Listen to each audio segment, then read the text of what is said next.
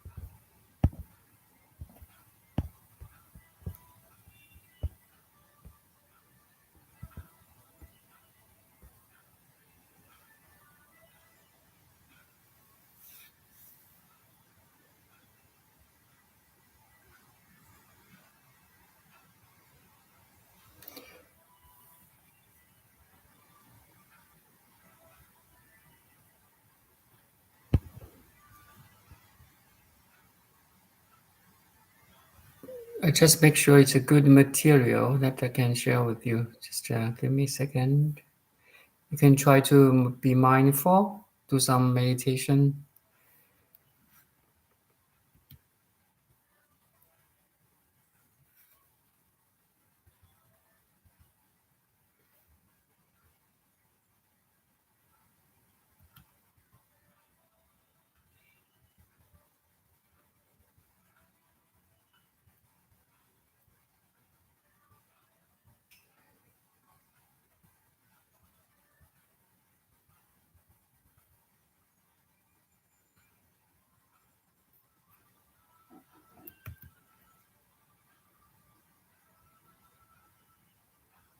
No, it's too much like technical.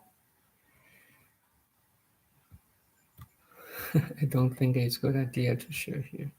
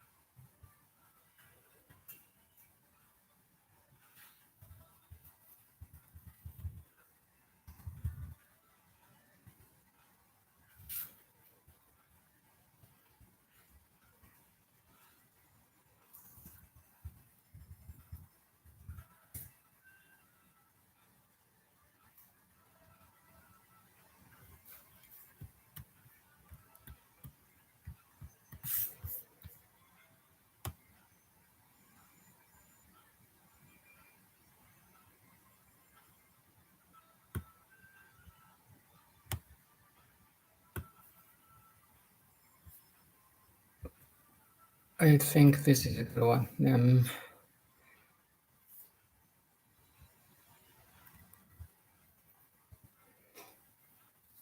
So I placed a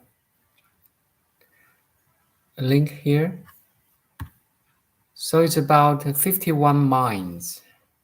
So in Buddhism, especially in Yogacara school, we really look into minds and divide it into different categories. So this is give you a kind of overlook of the primary minds and 51 mental factors.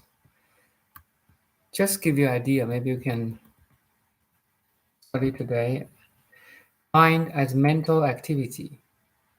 According to Buddhism definition, mind or sense, I think this is a Tibetan Buddhism sense, is mere clarity and awareness, and refers to the individual subjective mental activity of experiencing things.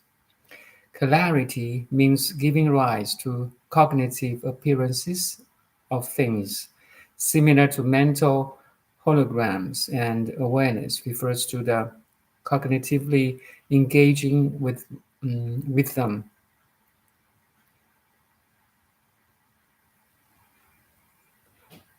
Mere implies that this occurs without a separate, unaffected, monolithic me that is either controlling or observing the activity.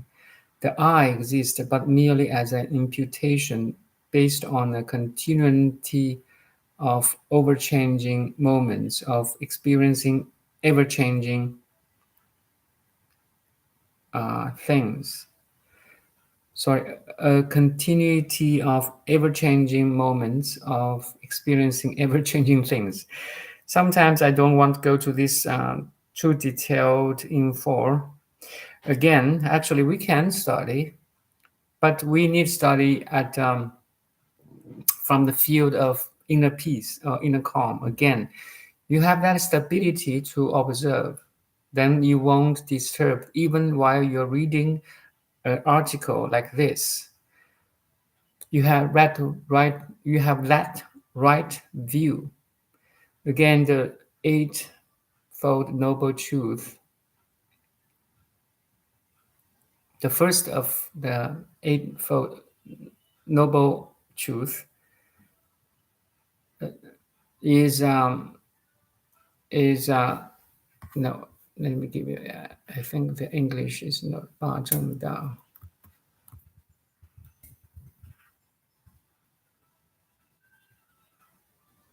The Noble Eightfold Path, sorry.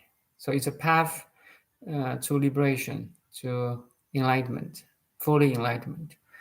Noble Eightfold Path. Maybe we can start this is too, because it's huge. The Noble Eightfold Path.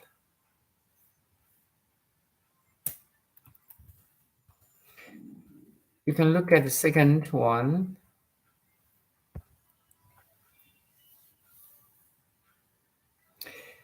So Eightfold Path is a summary of path of Buddhism, practices leading to liberation from samsara, the painful circle of rebirth in the form of the nirvana. So the Eightfold Path consists of 8 practices: right view, right resolve, right speech, right conduct, right livelihood, right effort, right mindfulness, and samadhi. You see, the first one is right view. Actually, this is really important. Only the first time, like 8 or 10 or maybe 20 years ago, I read this right view. I don't have the right view to view this. But anyway, the right view means you know where is the destination of your spiritual path. You have that total picture. Something like if you want to go to New York from Vancouver, let's say, you have a map, we have a world map first. You know Vancouver is west of New York. I mean, and then you go east, take a plane, or even by car. You have that road map first. You know in your mind, or at least a road map, to have that sense of where you are and where is your destination. So something like this right view is what is Buddhahood? Where I'm going to go? I'm going to the mountains. I'm following a master. I'm reading a master, a spiritual book. This all works, but you see, I said inner peace and calm, silence is your home. So back to this home first, then you have more sense of right view. Once you can see everything clearly, then once you have, or let's say once you have a taste of satori or total picture, sometimes you have a glimpse, we have that glimpse of, oh, I can just be aware and not disturbed by the thought, by the thinking, right? I'm so content without doing anything, something like that. The cosmic intelligence is working on me to make me awake, to make me wakeful, like conscious. I don't to do anything to be conscious. The Dharmakaya, the cosmic intelligence, the God's hands is touching me right now to make me conscious or aware. And in this field of awareness, I can learn, I can study, I can experience, I can love, I can hate, I can do anything. So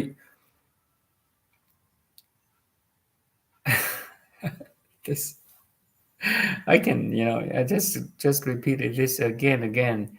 You have that clarity, openness, relaxation, relaxed body mind, um, how to say, a right view, a right understanding of your destination, of what you're going to become. I mean, if you want to become Buddha, then Buddha is not there, it's here. It's both there and here, I can say, okay? So once you have this kind, at least a glimpse of understanding, then you have right resolve. Uh, you you you have that right consistency. You always have that urge to taste it again. It's like you have a very delicious food the first time, then you want to have it again the second time. Same thing like that. And the more you taste it, the more you find, oh, it's so nutritious. Or I'm talking about the mental food now. The mental food is so delicious. So you have that urge or resolve to do it. Then your speech, your conduct, your livelihood will follow that right view accordingly. You won't say the S word anymore. You won't say the F word anymore. I mean, gradually, you won't use that words, because every word you speak out is already in you. Like if you want to speak a garbage word, the, if I say F word is a garbage word, it's a dirty word, smelly word. Every time you speak it out, you just repeat it in your mind. It's like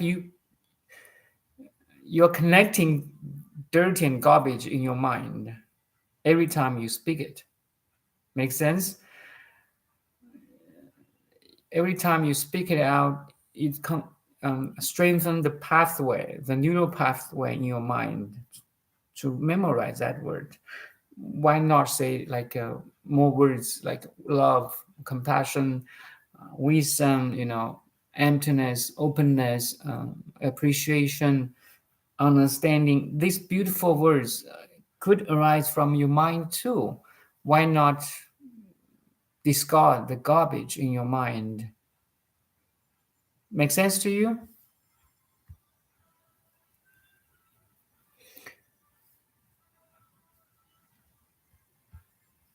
So you can ask me any questions while I'm reading this. Um, so once you have that right view, you will do something to achieve that view, like right resolve. And accordingly, you have right speech and conduct and livelihood. Your life will become simpler. You don't, fool around like I would say do the unnecessary things anymore. Your life will become simple. For me, my life is so simple: work, family, meditation, reading like spiritual book like this, or talk about this Dharma talk. Very simple. Some sports, some music. That's all. Sleep, yes, eat. Yeah, very simple. My I don't quite just fool around doing the unnecessary things at all, which I did when I was young. I go to bar, you know, how to say it, yeah, we I was young before too, but anyway, so right speech, right conduct, right livelihood, then you have right effort. Like you try to meditate, you try to be mindful, you try to be loving, you try to calm in your mind, all this kind of right effort, then the right mindfulness and right samadhi. Samadhi means you have a meditative absorption or union. So your body, mind, and spirit are united. It's like when I say the word, my mind had this word. So the action of my mouth is united with my mind. So it's like everything is united once you reach this samadhi. Samadhi not only means you can sit in a very high absorbed meditative state, but also in everyday life you can reach kind of union of body, mind, and right view. Equanimous, equanimous meditative awareness. So you can see everything has one taste, That's called equanimous, right? Equanimous means I think it means calm, right? Just give me one sec.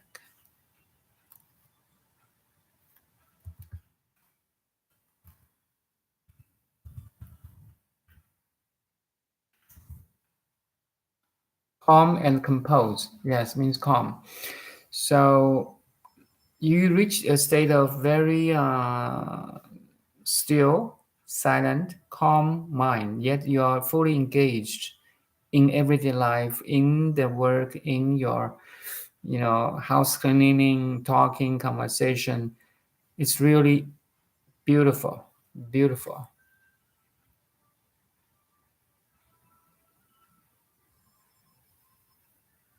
I simple. I mean, life becomes simple. My life become very simple. Yet you are so content.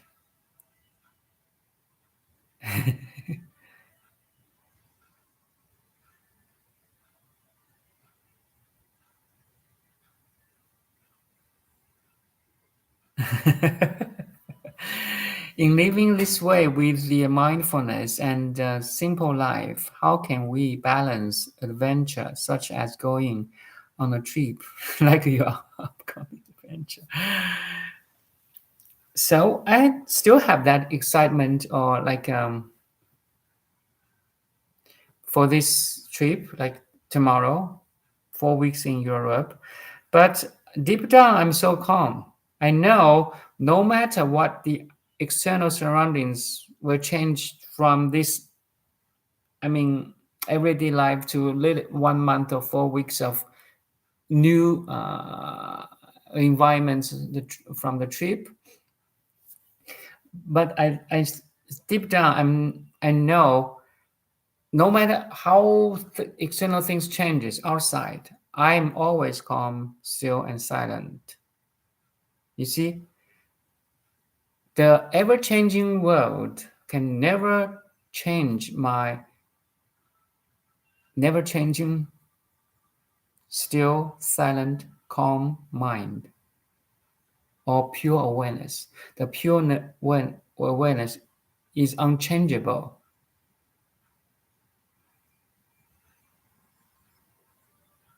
It contains the same idea of one taste.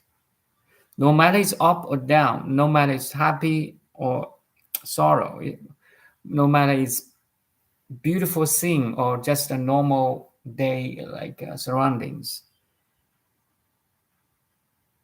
For me, especially for masters, they're just reflections in your mind, in your awareness. I mean, the whole mind is a projection.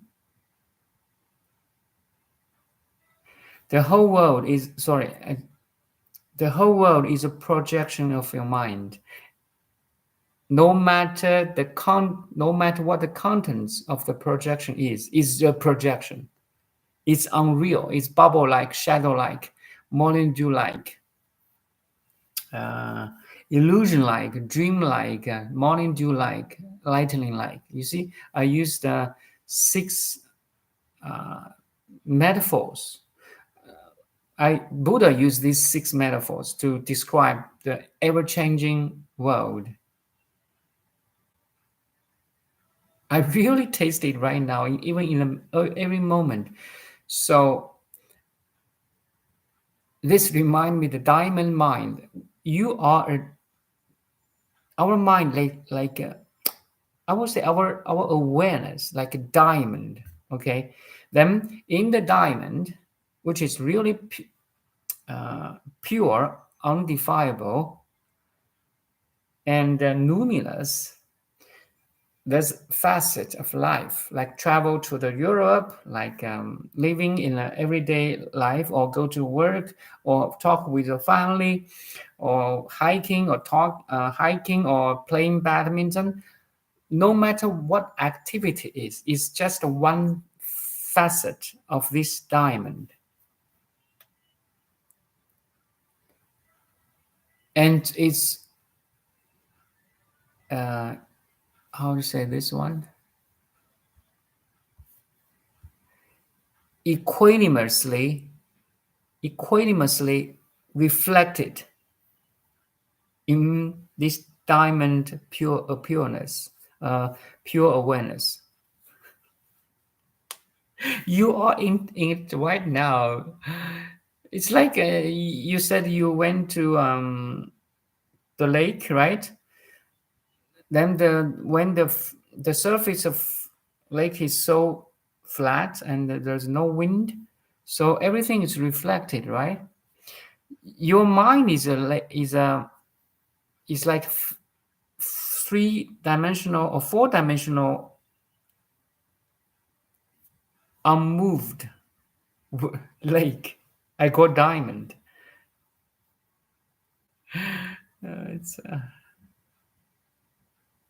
It's it's kind of really my realization now, and it's a simultaneous arising. My thought, my body sensation, the images or objects in front of me is just one reflection. So no matter how the reflection changes, it's reflection. It's not, it don't have the true self. It's empty. You see, the Buddha's teaching is so abstract. It applies to every phenomena stuff, including our mind, a thought, an image, inner image, I mean. So I have that expectation for this travel, but I can perceive that expectation or a little bit excitement. Some then I'm okay. It's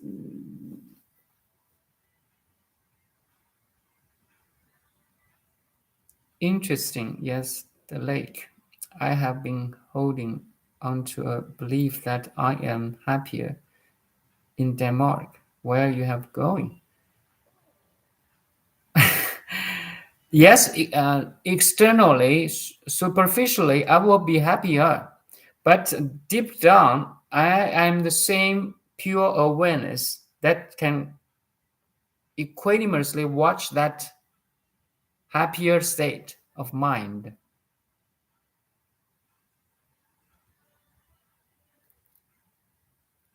As I have felt different when I've been there. However, I am understanding you. I should be able to have same inner feeling no matter the external environment, wherever one is. Yes. So you experience that ups and downs or excitement or happier state or sometimes just okay normal life. You the perceiver, the observer never changes. The awareness never changes. I want you to understand that. The pure awareness never changes. And it's universal. It's already complete and perfect. You see, I just repeat this again.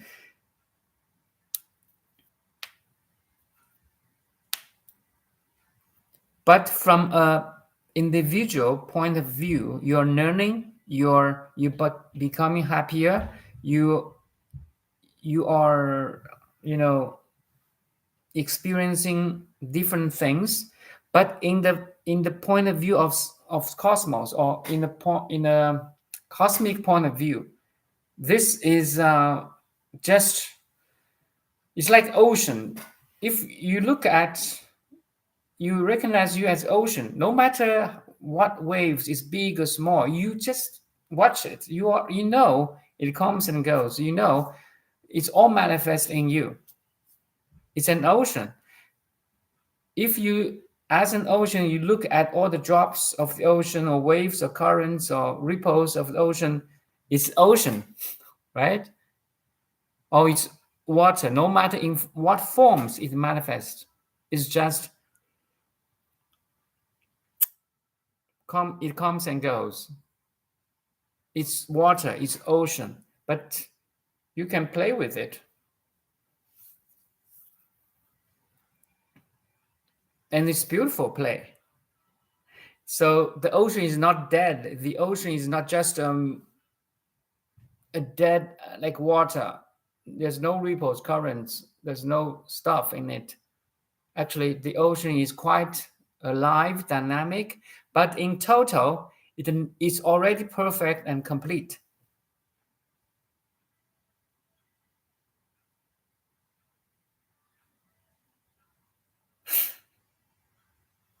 That's a right view. You see, I'm talking about right view. This right view contains huge, infinite understanding, I will say.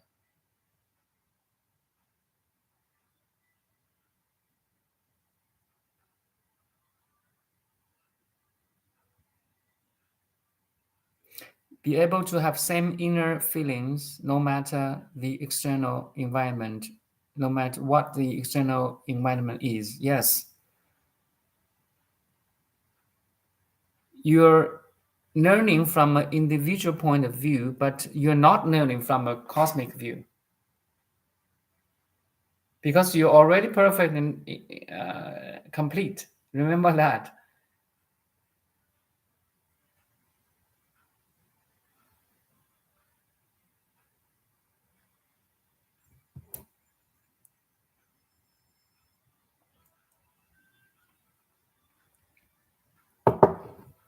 So let's go back to the Noble Eightfold Path.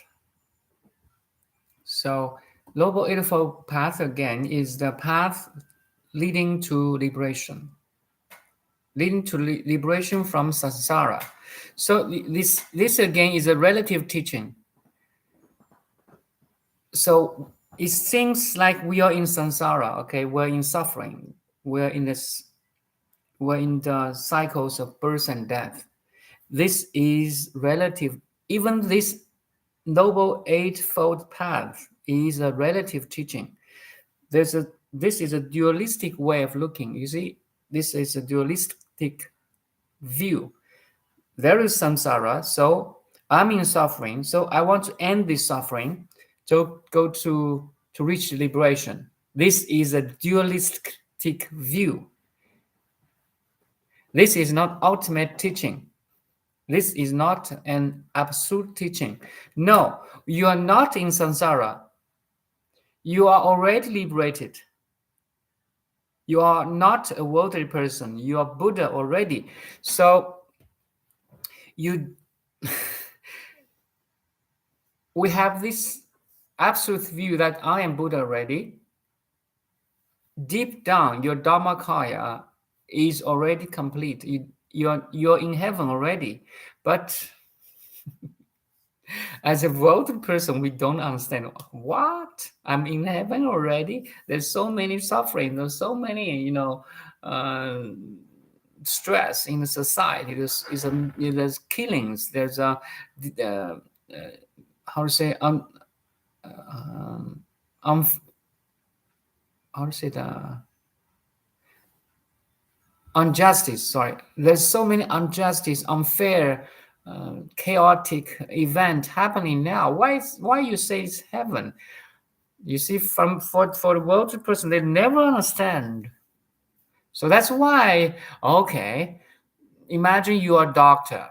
Okay, then you are teaching a grade one student. You cannot teach them the abstract principles. You have to go down 1 + 1 is 2, the relative teaching. That's why Buddha had this noble eightfold path. Okay, if you think you are in samsara, then there's a liberation there. There's way out.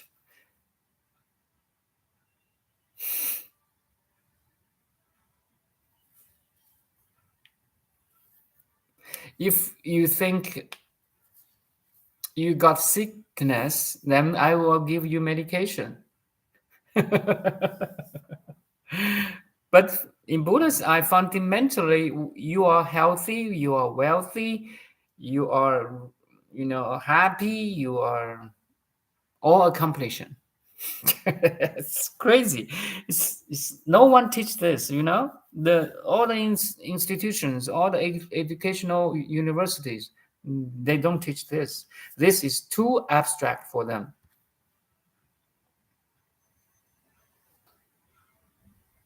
Yes, many injustice. Yes, I agree. But that's in only in a relative level.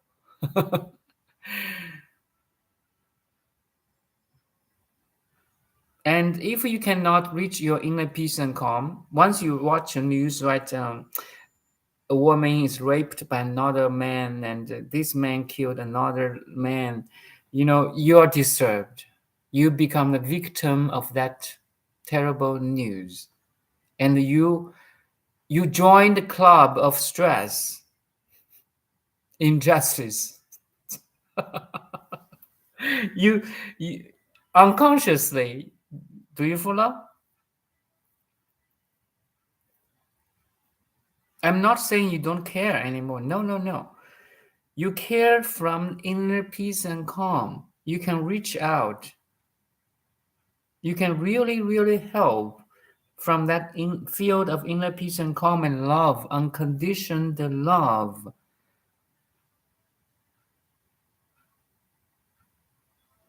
Otherwise,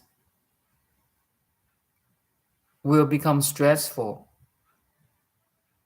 anxious, depressed in the flows of the world, in the worldly flow. The world is always have injustice. Trust me. Tell me what time injustice has stopped. In the human history, there's always conflict. Conflict in a family, okay? Conflict between partners, between friends, also wars between nations. Tell me what time has this conflict and wars have been ever stopped for even 1 second? Or I can ask you, have you ever experienced a really peaceful, calm, joyful state of mind?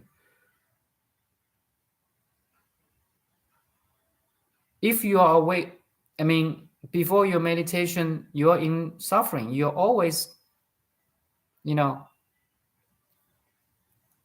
stressful, anxious,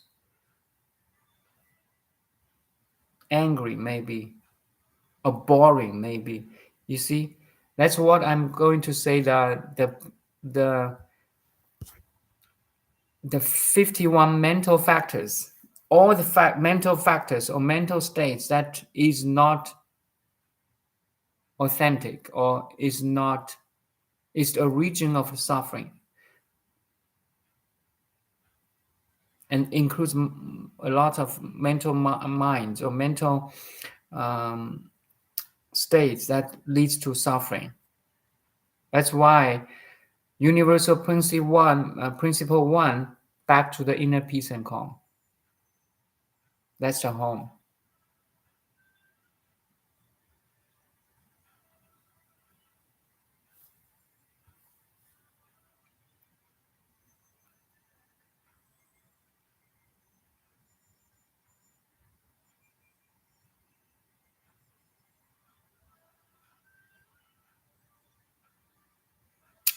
Yes, Thich Nhat Hanh has experienced a lot of injustice.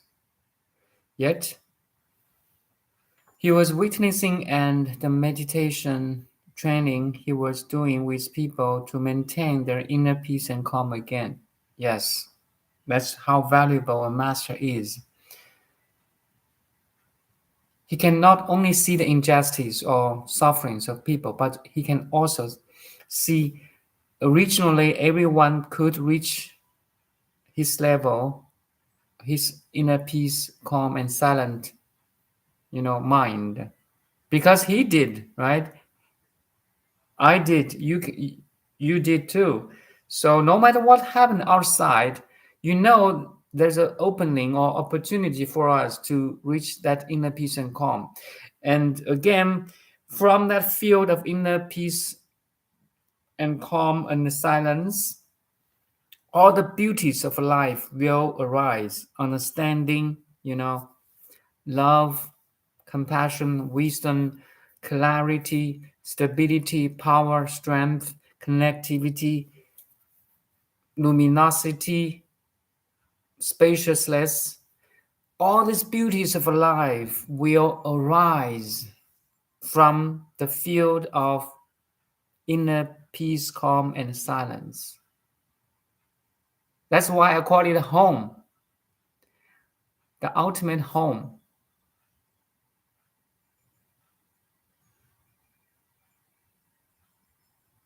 Yeah, while he can still supporting the people and experiencing all the injustice, sufferings, even physical pain, all because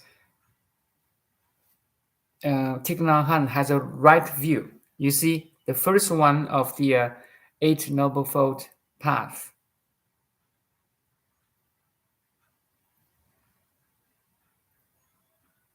And you can too. Everyone can. Need some training, need some understanding, like this Dharma talk.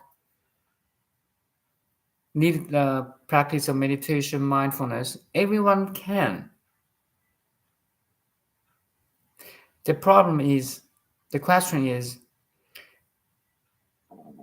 has it become your priority at this moment of your life?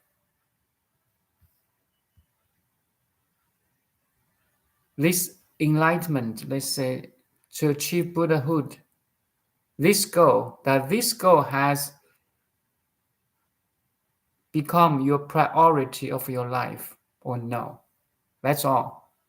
If you decide to awaken, no one can stop you. If you're not willing to, no one can help you. Very, very strange. Now, no one can stop me now. No one.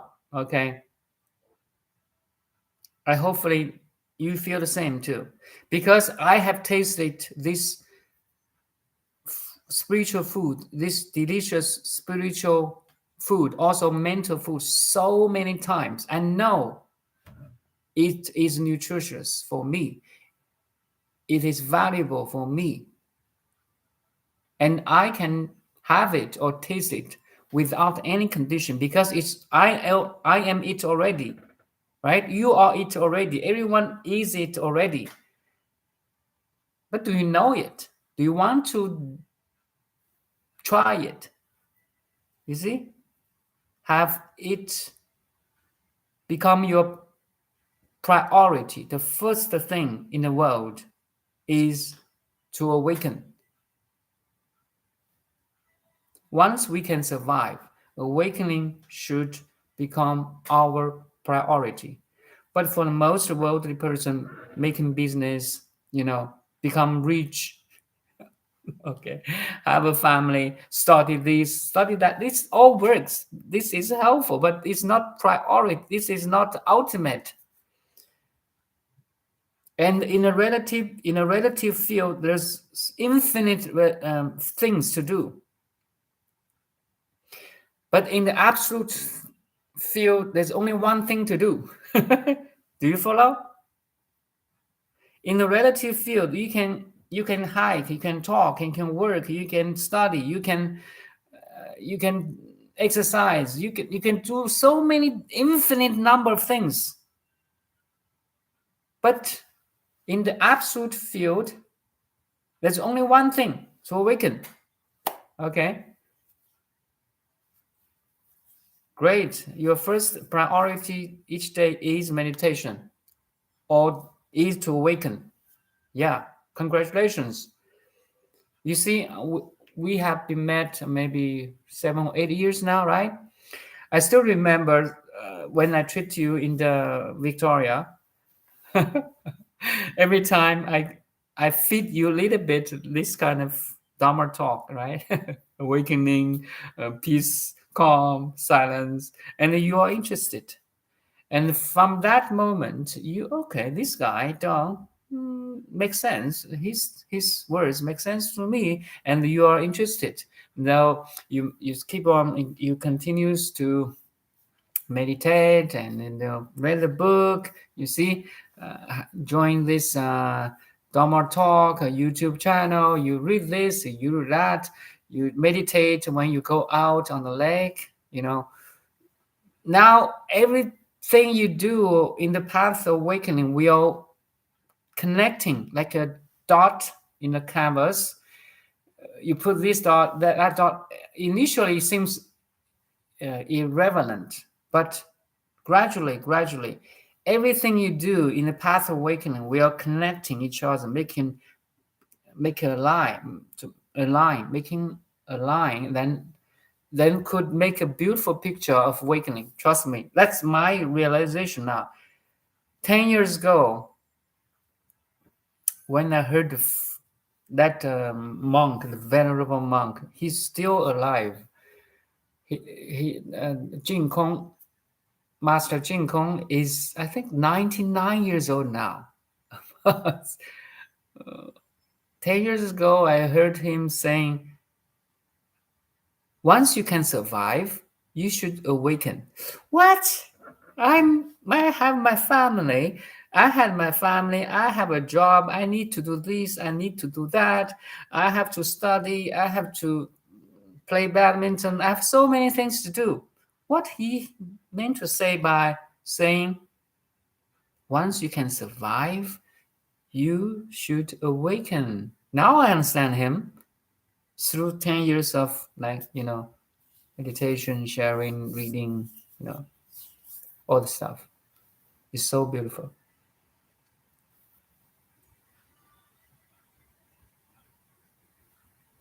Okay, let's back to this Noble Eightfold Path.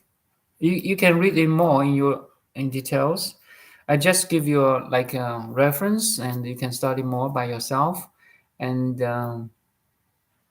pick up something I think is the most important here. So,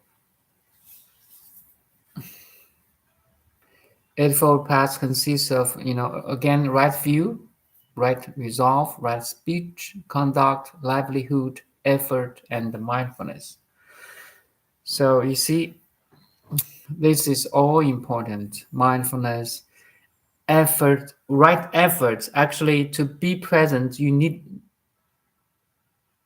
no effort.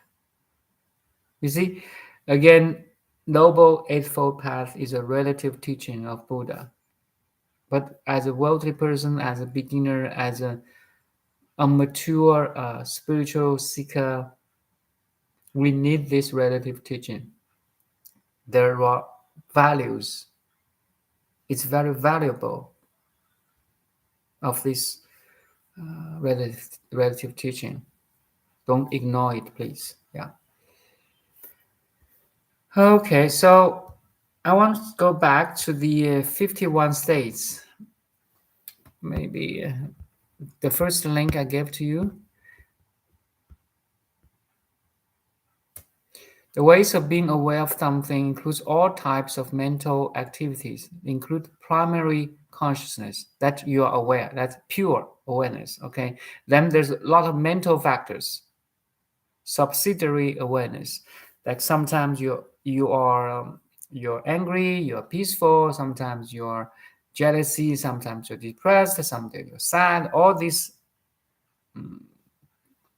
how to say ups and downs or changes of the pure consciousness or primary consciousness. Then a third type will be reflexive awareness.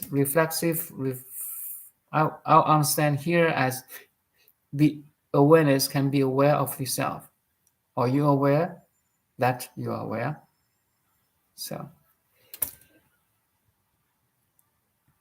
reflexive awareness accompanies every moment of non-conceptual and conceptual cognition of an object, although it itself remains always non-conceptual. Anyway, you see, it focuses on and cognizes only the other awareness of the cognition, namely the primary consciousness and mental factors. So in this way, you understand both the changes and the ever-changing mental activities and never-changing primary awareness. You follow? You are aware of both of them. So as an ocean, you understand you are originally perfect, complete, pure ocean, pure water. But yet you also perceive all the waves, currents, and bubbles in the ocean. No conflict, okay? No conflict at all. Actually, it's a beautiful I wouldn't say coexistence. It's a beautiful it's a suchness. It's not dead. Suchness has two coin. The coin of one suchness has two sides, right? Ever changing and never changing. Crazy.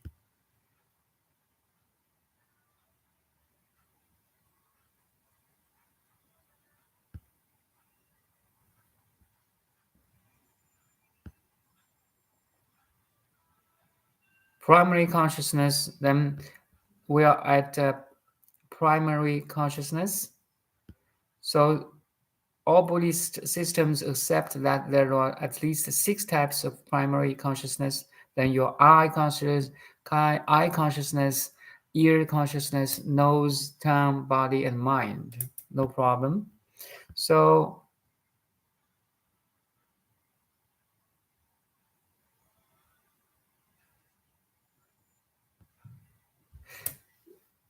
the deluded awareness, the seventh and eighth, this is Yogacara now a little bit.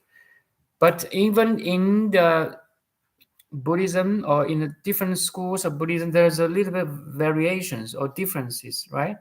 I want to you, before you dig in, you understand if different schools, even different countries of same lineage, they have a little bit different variations, but the the trunk of the branch is same. Like the foundation consciousness or Alaya-vijñāna, the eighth consciousness, the storehouse consciousness. I talk about this, right? The foundational consciousness. It's like, again, I give you some metaphor, like if you have a backyard, you have a piece of land, everything will grow there. You may plant rose or veggies in your backyard, but dandelions will grow, weeds will grow there too. So it's a ground for everything, every possibility. But if you take care of your backyard or your gardening, your garden, so only rose will grow. So that's kind of a gradual cultivation, right?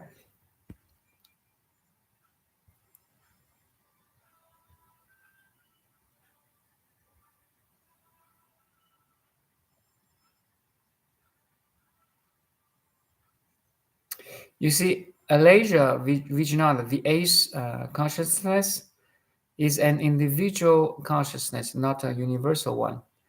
So it's Alaya means still is not pure, not is unpure or unawakened mind, I will say.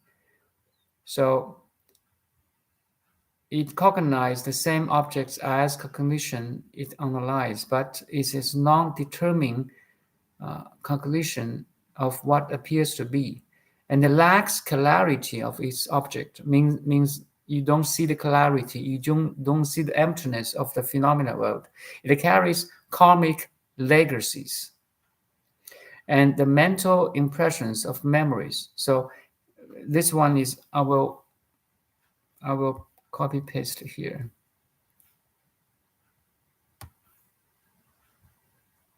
This is a good one.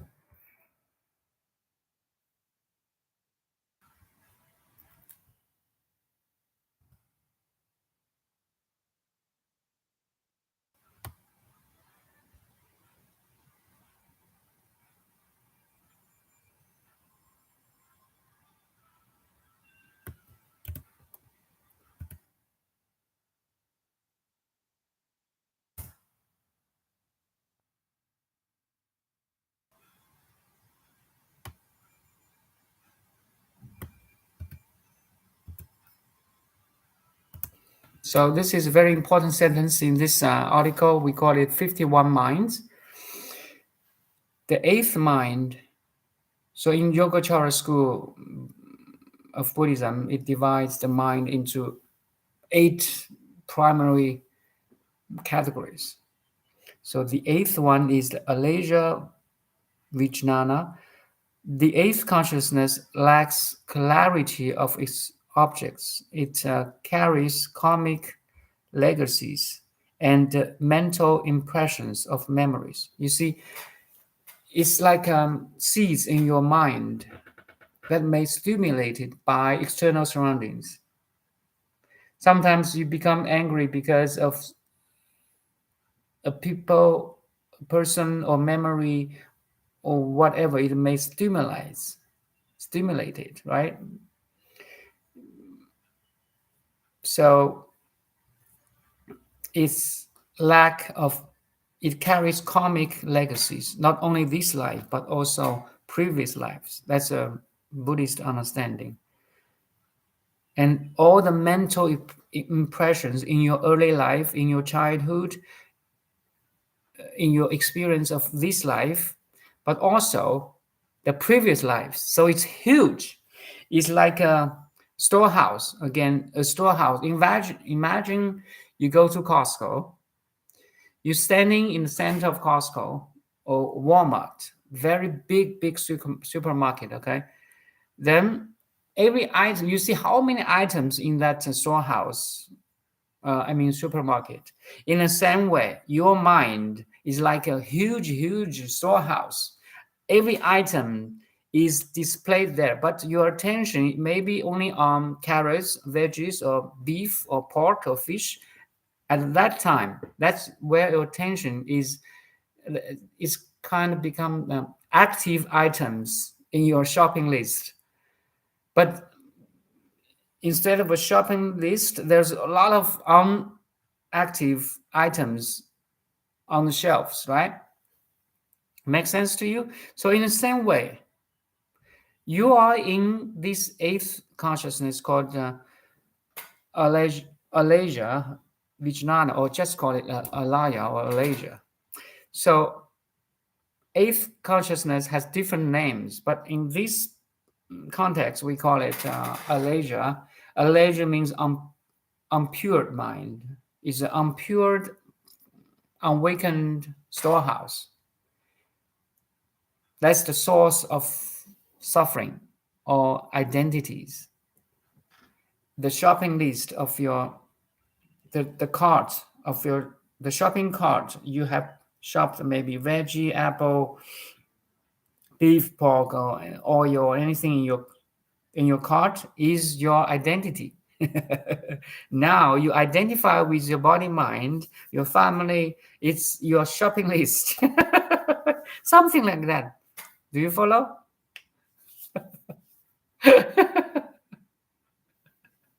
It's your temporary one-time shopping list at this life. Your family, your job, your career, your interests, your likes, your dislikes,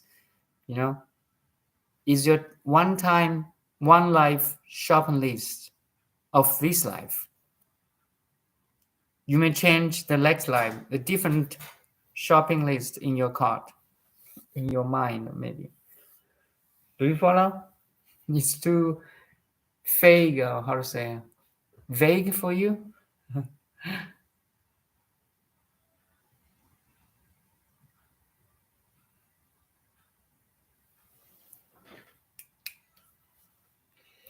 So all the meditation, all the awakening is to lead us the right view, the right understanding. Then you have, even including this eighth consciousness or Alaya, you understand the Alaya lacks clarity of its objects, means you cannot see the emptiness of every items. You can see now my image, my voice, your body sensation, your surroundings, your room, your computer, your cell phone is empty. Again, empty is not denial of existence. Empty means my body, my image, your body sensation, your computer, your room has no true self. It comes and goes. In 100 years, all this will be gone. Your computer will, get old and you have to discard it to have a new one. Everything you see is empty. Now, your room, your apartment, your house will disappear. Say in 100 years. Make sense? No one is perpetual. Nothing is perpetual. Everything comes and goes. That's another meaning of emptiness. The second meaning of emptiness, everything co-arises. Everything co-arises. Everything is depending on every other things. Again, if you have a flower in your hand, a flower cannot exist without sunlight, without earth, without raindrops. without ocean. You see, without gravity. Everything's involved in this flower. That's why William Blake say he has a beautiful poem, right? To see a world in a grain of sand, and heaven in a wild flower, to hold infinity in the palm of your hand, and in eternity in an hour. So you see, it's a holistic way of looking, right? It's a hologram.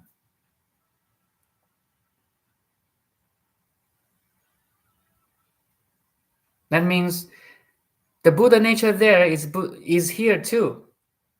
Make sense? Everything, your whole world is your projection. Is a projection from your inner state of mind. And if you really awaken, it's a very beautiful projection. But unfortunately, everyone is how to say, suffering from this projection because they are not awakened yet. They don't have this right view. They have no cultivation from this noble eightfold path or eightfold noble path. They don't have right view, they don't have right resolve, they don't have right speech, conduct, livelihood, effort, mindfulness, and samadhi.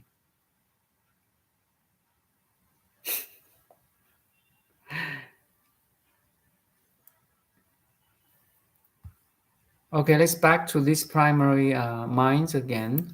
So we have 8 primary consciousness.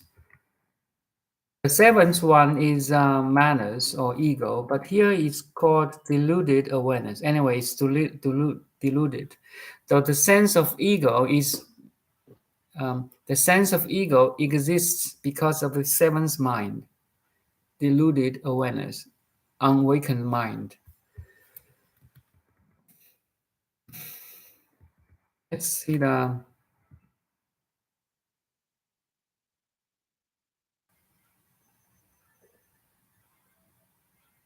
you see in the middle,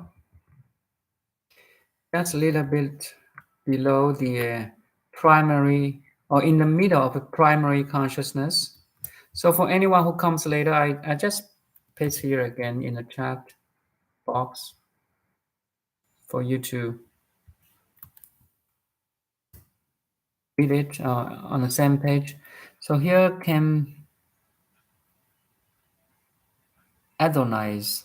Hello, Adonais again. Thank you for coming. It's through the Christian framework, but nevertheless quite enlightening. Thank you. Once you're enlightened, you are light workers. You will do good not only to yourself but also to your family, to your friends. That's a seed of awakening. It's very much valuable. So just below the primary or in the middle of the primary consciousness, let's see the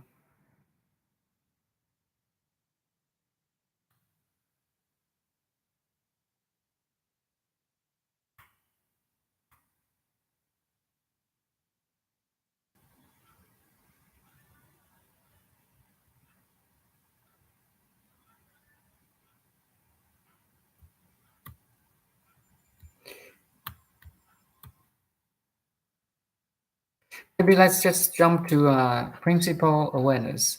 Some ways of being aware of an object do not fit into the categories of either a primary consciousness or a mental factor. It's too.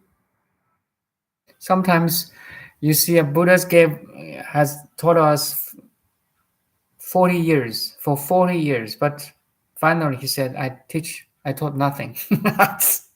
Sometimes it's really too complicated.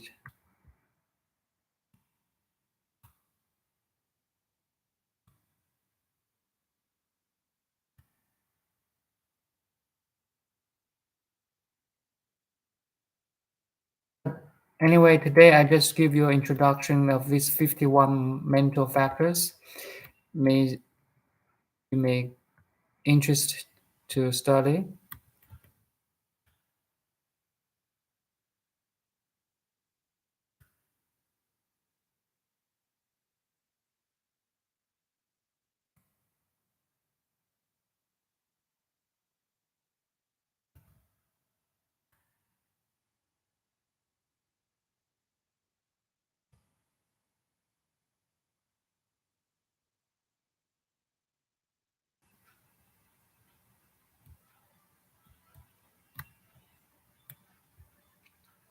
It's really a good article, but a lot of details. The 6 root disturbing emotions and attitudes.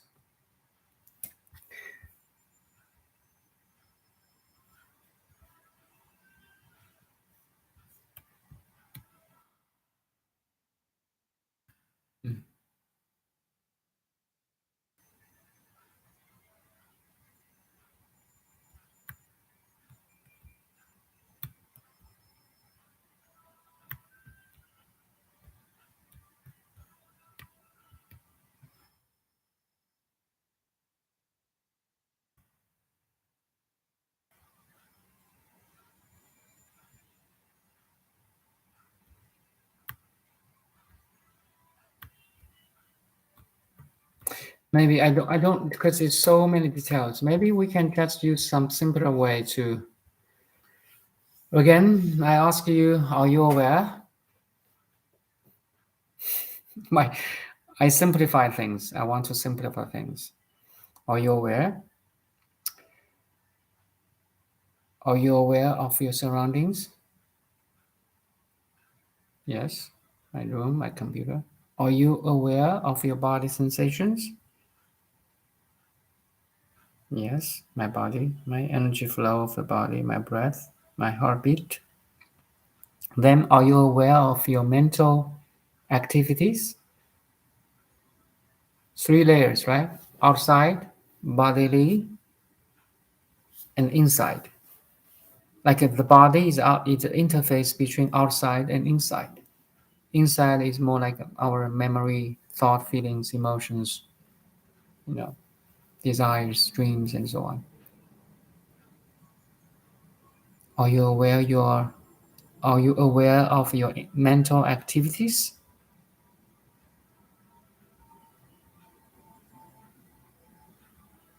Any thoughts? Any inner images?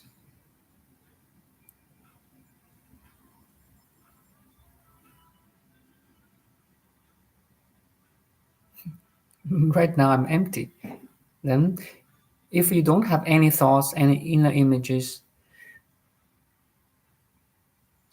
I will ask you another question. Where is your attention now? The attention, like the spotlight of your awareness. Attention means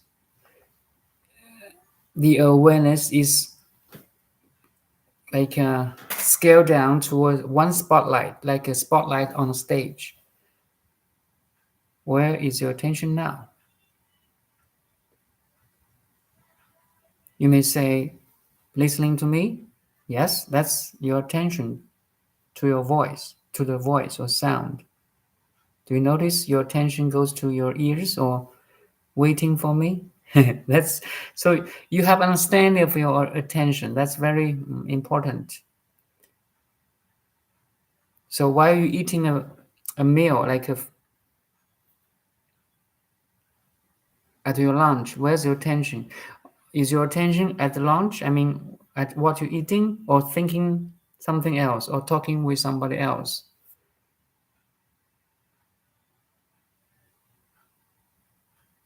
So if you know where is your attention every moment, that means you are aware, mindful. It's a mindfulness too, right? While you're washing your hand, you can rub your hands right now. So where's your attention? So you can train your mind to be attentive to your hands while you're rubbing. You like fully feel your hands. Yes, I'm My attention is on my hands now. So how about you're still rubbing your hand, but you are watching me in my image. So you notice the shift of attention, right? You're still rubbing your hand. You can feel your hand, but you're not attentive to your hand anymore. You're attentive to looking my image in your computer or cell phone. Little bit difference, right? So attention is like the spotlight of awareness.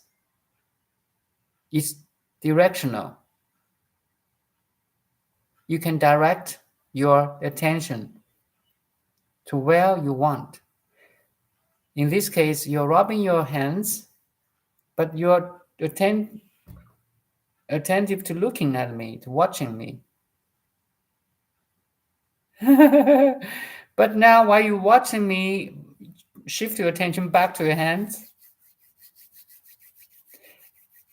I want to give you kind of this shift of your attention. So that's why I'm asking you, where's your attention now?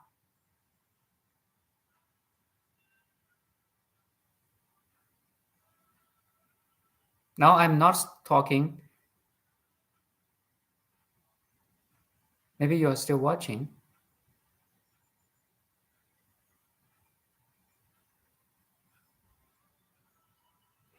So our awareness can be like narrowed down to a spotlight, and the second choice of our awareness is to do open monitoring, like a white bulb.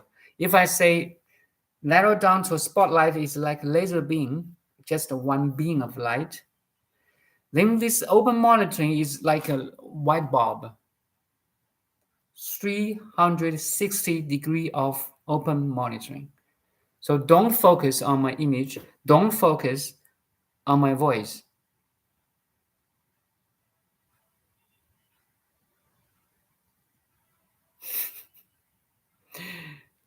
That's open monitoring. So open monitoring is defocus, deconcentrate. You just be aware, that's all. You are aware, but you're not attentive to any inputs of awareness.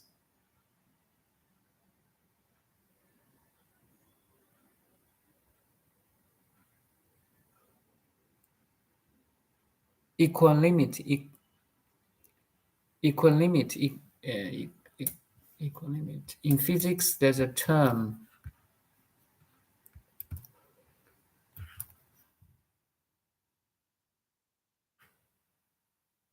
Equilibrium, yeah, equilibrium means you are fully alert,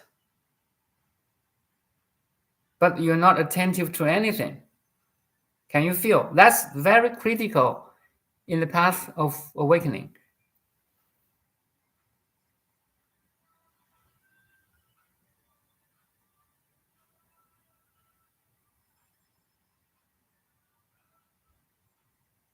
Now, the awareness can relaxed, okay? It's like you relax your awareness to nothing. You just be. We are human being. That's the state I'm talking about, being part. Human part means you can do things. Humans are human doing. Most of world people are human doing. Okay. We are doing machine. we forgot we are being too. Being means you are content doing nothing. Now,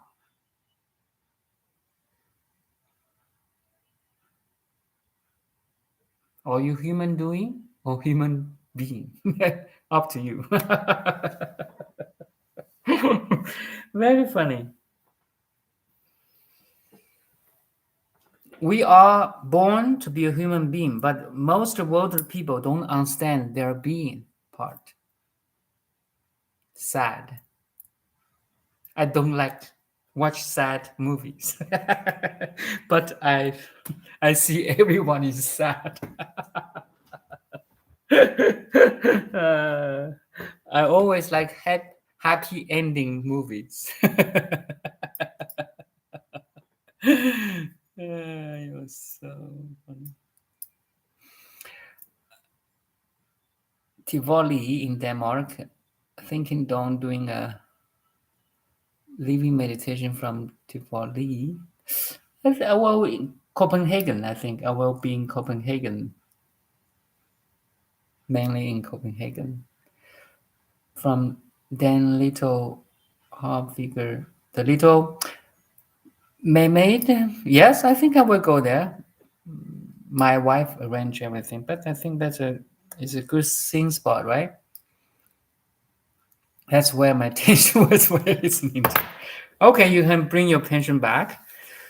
No problem. It's always in our hand.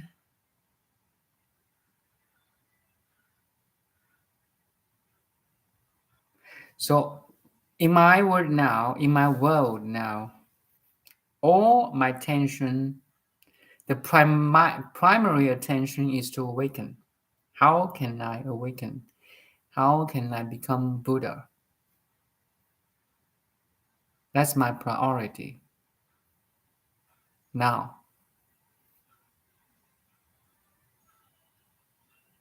And everything others is secondary. Even going to Denmark or France or anywhere, I'm aware that I'm aware. I will ask this question to me.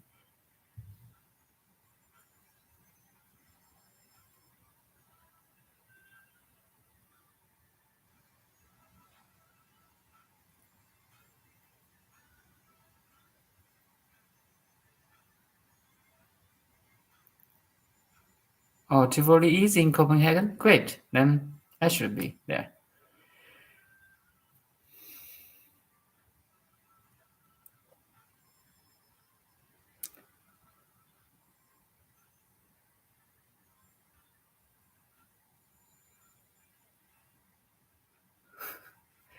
Jason, hi. Thanks for coming. It's hard to do with the mind to just let be. Yeah, because since we are born, we are trained to do something, you see, to play, even to the attention is always going out on something, right? Even when we were young, like a baby, we are attentive to maybe a mom's voice or dad's voice or a toy. You know, when we are toddler, we going to play something funny or just waggling or whatever. Our attention is always outgoing. That's a problem. We have been trained like this, consciously or unconsciously, by somebody or by ourselves, attentive to something outside, right? Or at least to the body too. When we have a pain of the body, it's painful. We're never attentive to inside. But now there's some problem there, and you try to attentive to nothing, equilibrium in the physics. You have this evenly distributed light of consciousness on everything. Yet, do you follow me? Can you realize your equilibrium?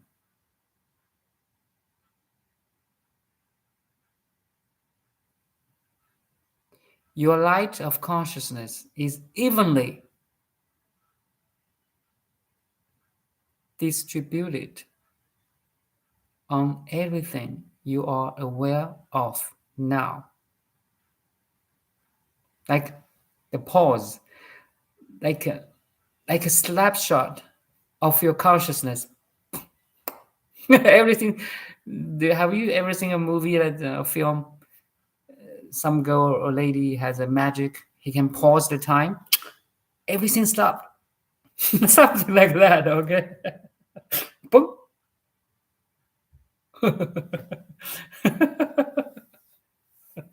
It's crazy.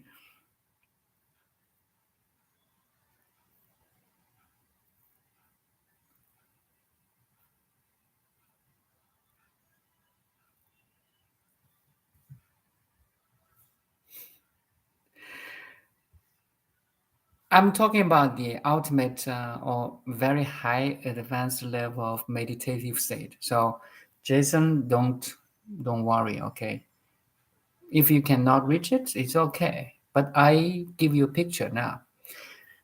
I had a workshop in Vancouver every Saturday.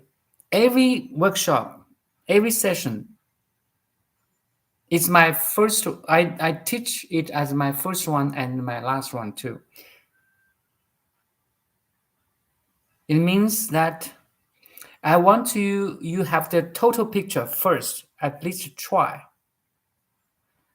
If you are primary student, I mean elementary student, grade one, then I say in 20 years you're gonna have this doctor degree. I will show you a doctor degree, a Buddhahood. Maybe you can get it, your Buddhahood, which is already in you, just in 1 second. You got it, at least temporarily. Then you may lose it again. It's okay. Then I say, oh, this is a doctor degree you will get in 20 years. Then you have a goal to reach. Okay.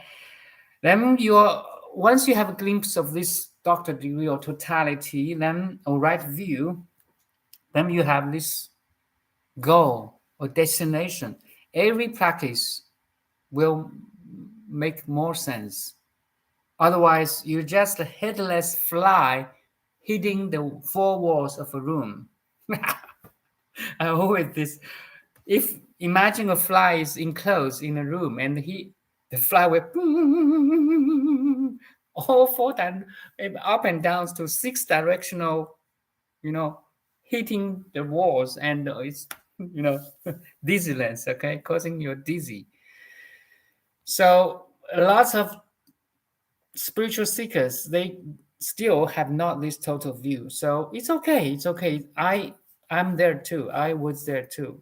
But gradually, but as a experienced awakener, let's say I am awakener, or just let's say I'm awakener, then I will show you a total picture and a relative or a detailed picture too. If you go to a forest, you don't know the roadmap, the map of total forest. You only study the leaves of a tree or only study the trees. You won't have sense of study in a complete level. Make sense?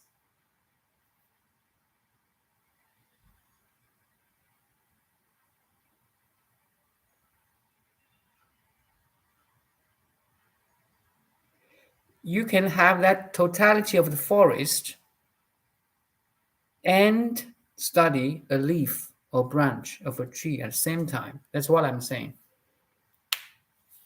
You meditate every day, you read the book every day, and you know the final destination at the same time. And only when you have that total picture or final destination, every practice will be more valuable than the practice without that totality or total view. In Chinese, we say, 悟后起修. The real practice starts only when you have taste of totality. Only after you have a glimpse of enlightenment, all your practice will make sense, will really start. 悟后起修. It's like, I give you another metaphor sometimes is, the people who run marathons, right? Before they truly start the marathon, they have to warm up, to stretch out, right? To kick or to stretch. So anyone who have not a glimpse of enlightenment, they're just doing the warming up. They have not started the marathon yet. Do you like running or jogging? Do you like stretch? Hopefully you know you're standing on the starting line already and waiting for the whistle.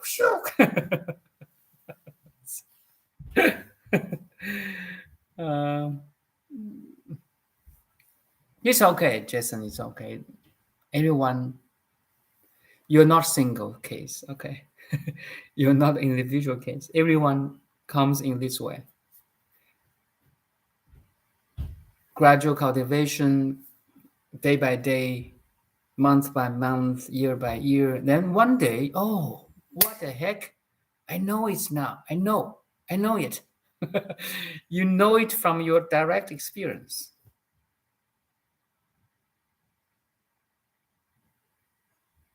Boating, you like boating? Okay. So it's if you're airboat, you're pumping your boat now. Okay. If you're airboat, I mean, you're pumping your boat, but you're not raffling yet. You haven't started boating yet. And you have to carry your boat to the water and enjoy the boating. But the Kirsten, maybe you are in the lake already, right? You were in the lake.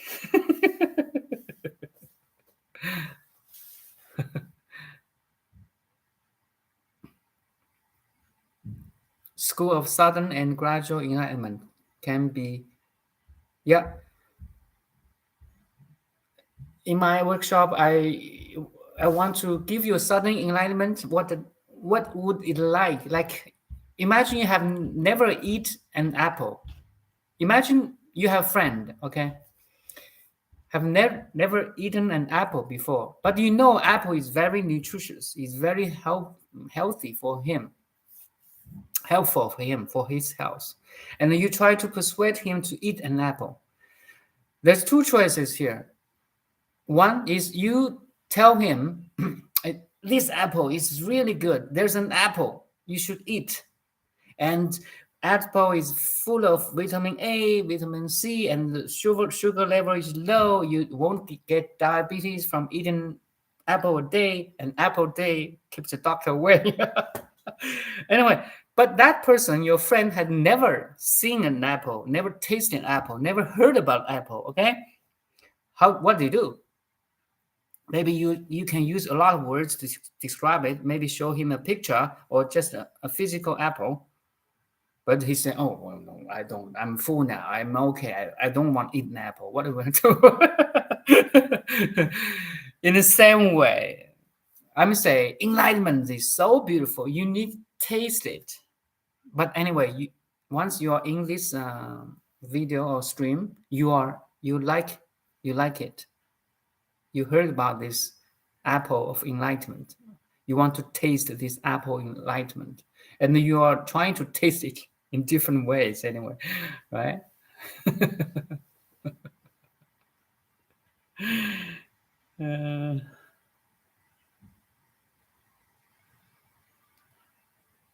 Simultaneously. Very good person. Simultaneously. We are in heaven right now. So, world heaven is a dualistic way. The true being, our true self, transcends heaven and world. That's one way of talking about it. It's non-dual, it's non-duality. Our true being is non-dualistic at all. Yet, let's put it aside and have the second view here. Second view is saying, you are in the world. If I say Buddha has 2 feet, Buddha is the master of 2 feet. His 1 foot is in the world. His 1 foot is in the world. His another foot is in the heaven. That's a 2 feet masters. Buddha has another name, Zhu Zun. So 1 foot in heaven, 1 foot in the world. He's a master of 2 feet. It's a dualistic way of looking. So actually simultaneously means you are simultaneously both in world and in heaven. or not in heaven or not in world. How? So negation and affirmation. You can say you're not in the world or not in heaven, non-dualistic. Or you can say you are both in heaven and both in the world, affirmation. So,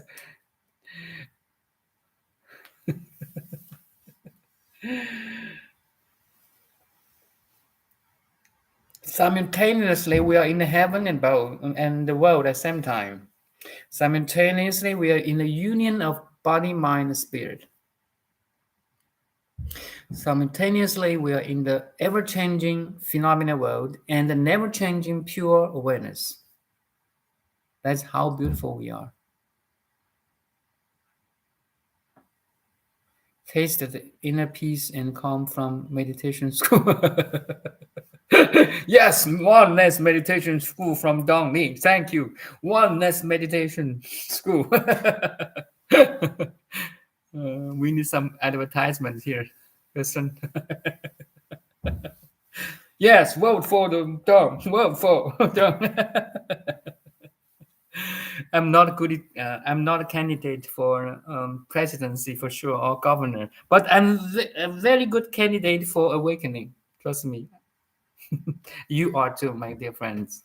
You are a good candidate for awakening.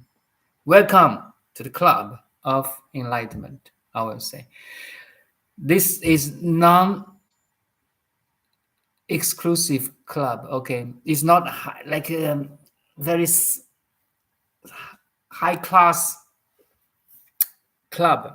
Only rich people can go, or only certain people can go. No, this is all-inclusive club. Everyone is welcome, no matter you're rich or poor, or black or white, or American, Afghanistan, or Uranian, or Russia, or Uranian. Everyone is welcome. That's called Club of Enlightenment, Kirsten.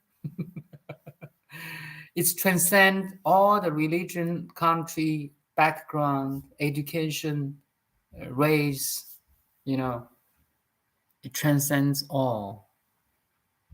Universal. That's also mean universal. Okay. Thank you guys. I think that's all for today. Tomorrow I'm leaving for Europe, so I may online on YouTube here and there, you know. It depends. I'm not sure which time I will be more practical for me. But I will emerge from the being as this dong again, and this ordinary Chinese looking, even below ordinary. Oh my poor God. Yeah. Anyway, it's kidding, right? Sometimes I like to make jokes.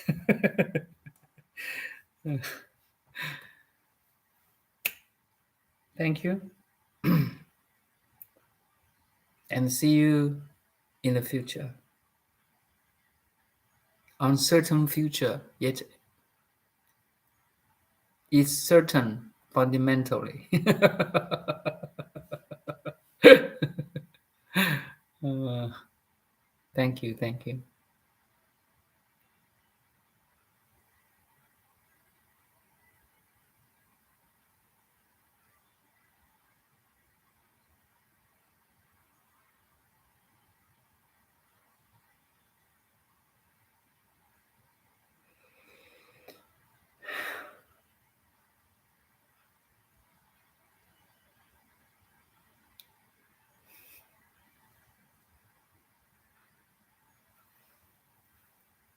Bye now. See you next time.